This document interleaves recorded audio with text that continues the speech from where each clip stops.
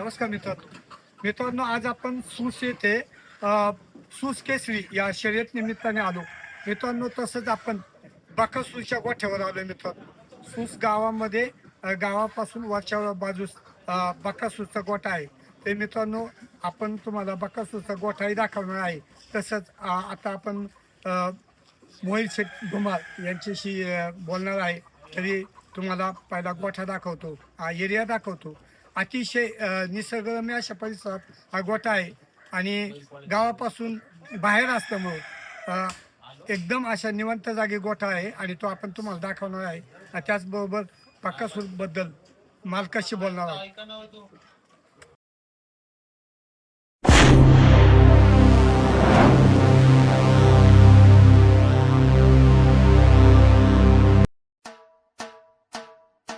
स्वागत आहे आपल्या मराठमोळ्या चॅनेलमध्ये, ज्याचं नाव आहे मावळ माती.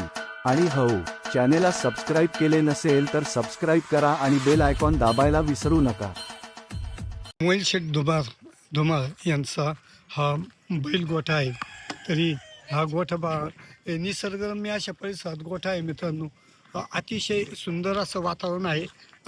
तसंच इथंच मोहित शेठ धुमाळ यांचा शेतीवरचा सर्व कारभार, तसंच बैलांचा गोठा आणि इथं गाया, म्हशी, वासरं आणि बकासूरसुद्धा याच सर्व गुरांमध्ये, म्हशींमध्ये आणि या संपूर्ण गोठ्यावर बकासूरचं साम्राज्य असतं. फक्त माझ्यावर कॅमेरा शूट करतो. बघा इकडे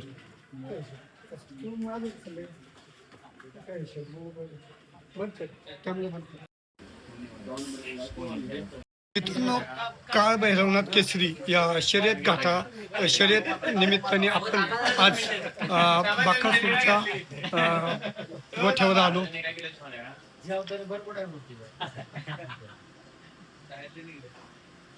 मित्रांनो, आज मोहित शेठ धुमाळ यांच्या आपण राहत्या घरी आलो आहे गोठ्यावरच्या. तिथे आपण आज तुम्हाला संपूर्ण बकासूरनी जी काय कमाई केली आहे, जे बकासूरने जे नाव कमवलंय, त्याची ही पावती आपण तुम्हाला दाखवत आहे. मित्रांनो, पहा आता हे बकासूरचं जे मिळवलेले जे वैभव आहे, तुम्ही याला सामान्य समजू नका. त्या गोठ्यावर जेव्हा मी आलो तेव्हा माझा शब्द अनावर झाला. मित्रांनो, माझा शब्दही फुटत नाही. अशा मी शब्दात बोलू शकत नाही अशा पद्धतीने या घराची बकासूरने जी काय येत्या 8-10 वर्षात जी कमाई केली, तसंच मोहित शेठ धुमाळ यांचा पूर्वीपासूनच घरी बैल आहेत. ती बैल शर्यतीचीच होती. त्यांच्या वडिलोपार्जित बैलगाडा शर्यतीचा नाद आहे. पण या बैलानं जे कमवलं ते संपूर्ण महाराष्ट्रामध्ये कुणी आतापर्यंत एवढं बक्षीस मिळवलं नाही. हे बक्षिसाचं संपूर्ण तुम्हाला मी दाखवलं आहे. ताई नमस्कार, नाव काय तुमचं? शारदा साळुंके. तुम्ही मोहिलचे मामी का, आजी आहे का तुम्ही? अच्छा दादा नमस्कार. दादा, तुमचं नाव काय? साळुंके. तुम्ही तुमचा नातू का मोहिलचे? नातू. धन्यवाद दादा. मित्रांनो, आपण आज मोहिल शेठचे आजोबा आजी यांच्याशी भेटलो. आज सूस येथे शर्यत असल्यामुळे आज संपूर्ण घरामध्ये, संपूर्ण सूस गावातील मोहिल शेठ धुमाळ यांची संपूर्ण मित्रमंडळी टीम बसलेली आहे. आणि या टीमच्याच बरोबर आपण आज अचानक इथं आलो आणि आपल्याला मोहित शेठनी 2 शब्द बोलण्याचा शब्द दिला आणि आपण त्याप्रमाणे मोहित शेठ संग बोलणार आहोत. मोहित शेठ धुमाळ यांची दूध डेअरी आहे. त्यामुळे इथं म्हशी, गाया या गोठ्यावर पहा, गावठी गाया, जर्सी गाया, तसंच लहान वासरं आणि मोहिल शेठ धुमाळ यांच्या म्हशी आहेत. तसंच मोहिल शेठ धुमाळ काही वासरं आहेत. बाई वास्तुशिम बकासूरची सारखीच मॉडेल दिसते. बोलूया आपण मालकाशी नंतर. बघा बकासूरच्या गोठ्यावरची ही बैल वासरं. काही लोक म्हणतात जिथे बैल असेल तिथं गाया वगैरे असेल तर बैल बांधत नाहीत. हा तर महाराष्ट्रामध्ये नावाजलेला बैल आहे, तरी पण आज गाया म्हशींच्या गोठ्यामध्ये आहे. असा एकट्याचा असा कुठल्याही पैशावाल्या मालकासारखा त्याचा रुबाब नाही. अतिशय साध्या सिंपल अशा गोठ्यामध्ये बकासूर बांधलेला आहे. मित्रांनो, तसंच दुसऱ्या बाजूस सावकार हा मोहिल शेठ धुमाळ यांचा दुसरा बैल बांधलेला आहे. हा पण बैल पहा मित्रांनो, मशीनच्या बरोबरच याही बैलाला बांधलं जातं. शेठ बरंच काही करू शकतात, पण आजही बकासूर सामान्य गोठ्यामध्येच आपल्याला दिसतोय. मित्रांनो, देव बकासूरचा आता सध्या तो गोठ्यावर मी त्याचं दर्शन असं लांबूनच घेतलं. जवळून दर्शन घेऊ शकत नाही, कारण की तो थोडा रागीटच आहे. ओके का? ओके 5 सेकंदाची काळ. ओके.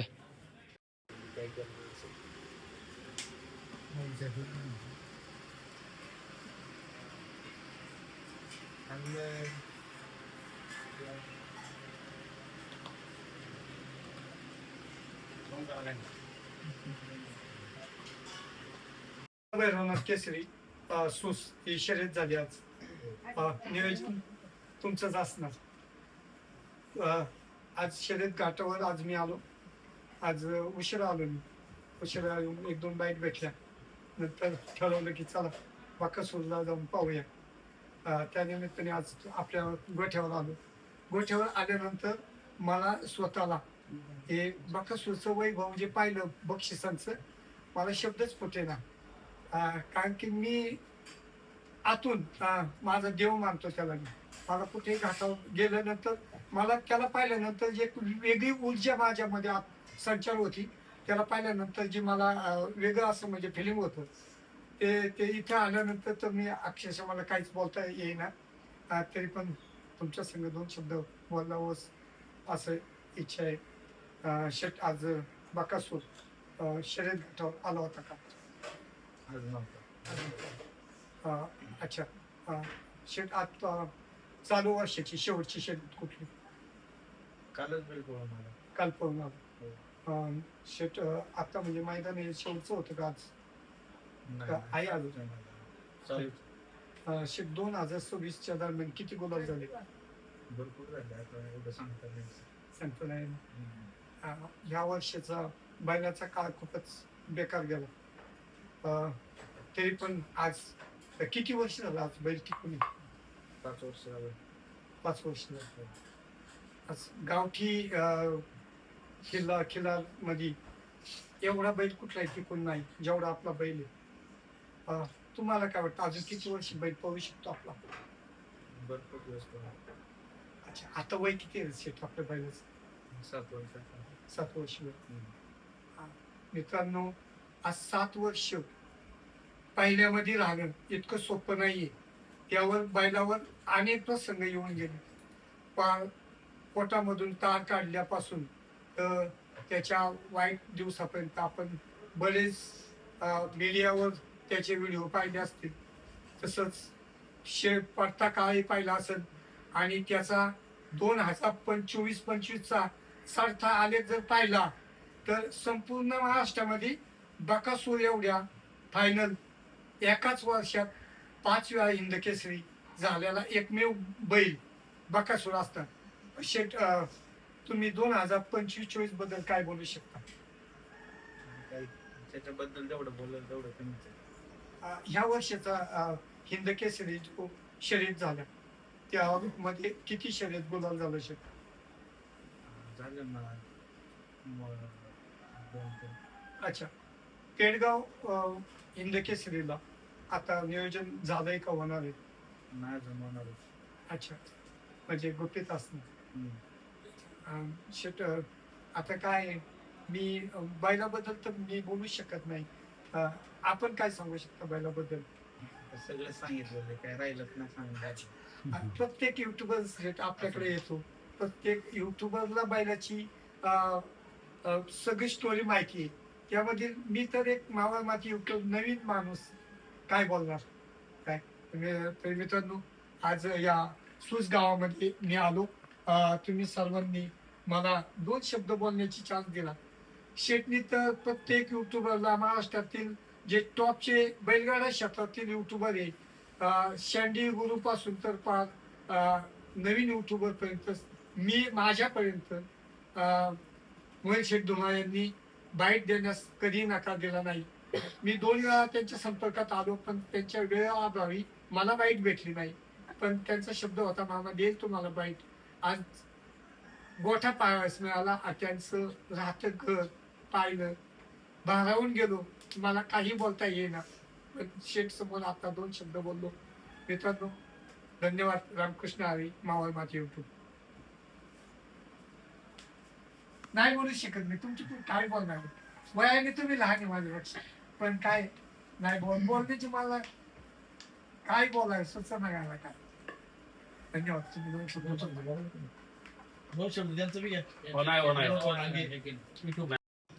नमस्कार दादा. नमस्कार. दादा, आज आपण या बाकासूरच्या गोठ्यावर आलो. मी वारकरी आहे, पण मी पंढरपूरचा वारकरी आहे. तुम्ही बाकासूरच्या गोठ्यावर आहात. बाकासूरला तुम्ही पांडुरंग मानता. मीही बाकासूरला माझा देव मानतो. मी ऐकलं असं की तुम्ही आपल्या देवासाठी एक वारी केली. काय सांगू इच्छिता? काय नाही, इच्छा होती एक. असं नव्हतं की होईल म्हणून या बैलगाड क्षेत्रामध्ये. असं वाटलं पण आयुष्यात कसं घडेल किंवा काय. कसा बैलगाड क्षेत्रामध्ये आलो, कसं आलो, काय दिशा लावली देवानं. आणि दिशानं एवढ्या अख्ख्या महाराष्ट्राच्या बाहेर आपलं नाव पोचवलं. म्हणजे देव कसा घडून येतो तसं. आपल्या आई आजारी होती, आपण एक नवस बोललो होतो. सर, तुमचं नाव सांगा संपूर्ण. आमिर बबन डांगे, डांगे. राहणार कराड गोवारे. कर्नाटक. कराड गोवारे. अच्छा. आज तुम्ही बाकासूरच्या गोठ्यावर कशा निमित्ताने? आज आमचं काम होतं, तर इथं आलो की आसपास मी देवाला भेटल्याशिवाय जात नाही.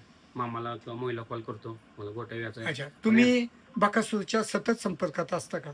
असतो वेळ. आपल्या भागातच बैल पळत असतो, पण कामानुसार जो वेळ बैल मामाला कॉल करतो, महिला कॉल करतो, कुठं बैल किंवा काय. अच्छा. सर्व अपडेट आपल्या इंस्टाग्रामवर, युट्यूबवर आपल्या पडत असतात. अच्छा. यांच्याकडून कसं काय, म्हणजे तुमचं आज प्रतिसाद कसा आहे? आज माझी भाऊ दिलाय मला. आज सर्व त्यांची टीम असेल, आज त्यांचा सर्व परिवार असेल. आपल्याला कुठलीही गोष्ट म्हणजे आज एवढ्या बैलगाड क्षेत्रात जे आपल्याला दिले, तर सर्व नंदीच्या रूपात आपल्या देवपाकासूर, मथुर व सर्व नंदींच्या आशीर्वादानं आपल्याला आज खरोखर जी कुठं वाटत नव्हतं आयुष्यात लोक आपल्यावर फोटो काढतील किंवा काय वाटतील, पण जेव्हा मनापासून आपण कष्ट करतो की एक नाही दिवस ती फळ भेटत असते. ते आपल्याला खरोखर फळ भेटलं. आज वाटत बी नव्हतं, कधी विचार बी केला नव्हता की आपण ह्या स्वर्गामध्ये आपण बसल किंवा आज मोहिल शेट्टी बसेल किंवा मामा सर आपल्याला गप्पा. पण जे काम असते प्रामाणिकपणाने, किती बी कष्ट करून दे किंवा रात्री लोक जे नावं ठेवतातच, पाय वाढणं 100 लागतात. फक्त तुमचं प्रामाणिक कष्ट ठेवा, एक नाही दिवस तुमच्याकडे देव बघतच असतो. धन्यवाद. अर्णव शेठ, संपूर्ण नाव सांगा. अर्णव आदेश साळुंखे. अच्छा. आता बाकासूरची गाडी सध्या संपूर्ण महाराष्ट्रामध्ये तुझ्या नावाने पळती. हा. आपण तू कुठल्या घाटावर दिसला नाही मला? जायचं सुट्टी असल्या. सुट्टी असल्यावर जातो का? किती घाट केले तू आतापर्यंत? 5-6 केले. 5-6 घाट केले. कितवीला आहे बाळा तू? 5वी. 5वीला आहे. काय सेमी इंग्लिश का मराठी? इंग्लिश. English medium. अच्छा. तुझं नाव सांग रे. शौर्य महेश बेगडे. अच्छा. तू अर्णव बरोबर असतो का? हा. अच्छा. बाकासूरच्या घाटावर गेला का कधी? हा गेलो. किती घाट पाहिले तू आतापर्यंत? मी केले असते 4-5 घाट केले. काय वाटतं तुम्हाला शर्यत जिंकल्यावर? काय नाही, चांगलं वाटतं. आनंद होतो. हा, आनंद होतो. आनंद होतो का? हे नाव सांग तुझं. सिद्धेश बेगडे. अच्छा. तू असतो का घाटावर? हा असतो. किती घाट केले तू आतापर्यंत? 4-5 केले. काय घाटावर काय वाटतं तुम्हाला? चांगलं वाटतं. आपण तू शाळा बुडून येतो का? सुट्टीच्या दिवशी येतो? सुट्टीच्या दिवशी. सुट्टीच्या दिवशी येतो का? हा. कितवीला आहे तू? 9वी. अच्छा. धन्यवाद. दादा नमस्कार. तुम्हाला भेटून खूपच आनंद झाला. तुमची मी पहिली एक बाईक पाहिली तुमची हा. शँडीने घेतली.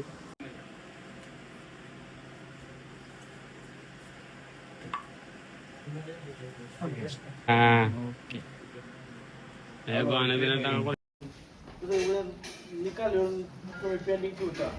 गेल्या वेळेस निकाल सामना होता पहिला, आता सगळी लोक सामना होता, नंतर निकाल बदलला, निकाल इथे दिला म्हणजे आम्ही मान्य करतो. आणि यावेळेस कसं होते नाही म्हणलं त्यापेक्षा बाहेर जाऊन पण काही होत नाही, ते मग आपल्या बाजूने पण बोलत नाही. मग ते नाही पाहायला सुटला बैल जायला चालू ना त्यांनी केला त्याचा इतिहास त्याच्यामुळे काय होते आपण एकदा बोलू शकतो ना. कारण ते माणूस पहिल्यापासून बैलगाडी क्षेत्रामध्ये येते, कोणत्या वेळेला आले नाही, त्यांना फोन करणार सगळ्यात कसं आहे निकाल कोण देणार. कारण प्रत्येक वेळेस गरज होते निकाल संघटना आपण संघटनेच्या बाजूने. काल ती बघितलं आपल्या चापूर चावलं का नाही चावलं म्हणजे कोण खाली दिसलं चापूर चावलं आपण तेव्हा निकाल मान्य करून आपण बैल बघून घेऊया. आता आपलं कसं होते बघा सुरू सगळी टपून असतात आणि संघटनेला काही बोलता येत नाही. कारण उद्या संघटनेने निकाल दिला असता की नाही त्यांचं शापूर चावलेलं दिसत नाही, उद्या संघटनेला म्हणले असते काय असं कधी चालू होतं म्हणजे निकाल देते तर कधी संघटना निकाल देते. मग आता कंटिन्यू मैदानात कुठं गटाला हरवत्या, सेमीला हरवत्या. आज कंटिन्यू म्हणजे एक दिवस ह्या महिन्यात किती वेळा पळवला, म्हणजे 30 दिवसात किती वेळा बैल पळतो आपण. तसं या महिन्यात देवा थोडक्यात 25 दिवस कंटिन्यू बैल पळाला असेल, आहे का नाही. कंटिन्यू चालू आहे. आता किती दिवस, आता 21 जूनला मैदान आहे, किती दिवस गॅप असणार आता मैदानात नाही. पहिल्याला तर 4 दिवस लागले. फक्त 4 दिवस गॅप. म्हणजे त्या दिवसाचे बैल जमत निघत नाही त्याला. घरात असं की मामा कसं करतो की जेव्हा 2-3 दिवस त्याला गॅप दिला की घरात असते काही असं म्हणजे थोडंच मग कळतं की याला पाहिजे ते झाले, आहे का नाही मामा. आता की आदत म्हणजे आता नियोजन चालू. आदतचं काय होतं आदतचं बैलच लागत ना आपल्याला. आपण आदतचं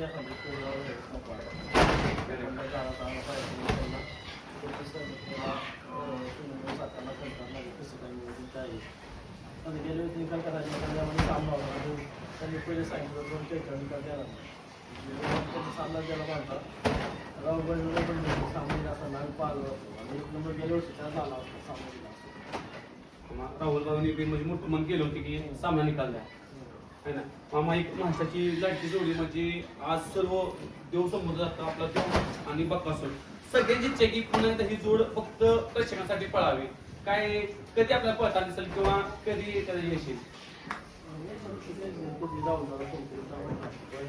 म्हणजे लवकरच पळता दिसेल, आहे ना मामा. म्हणजे पेडगाव झाल्यानंतर पुढलं आपल्याला कधी दिसलच, आहे का नाही. शेट आला पाहिजे व्यवस्थित.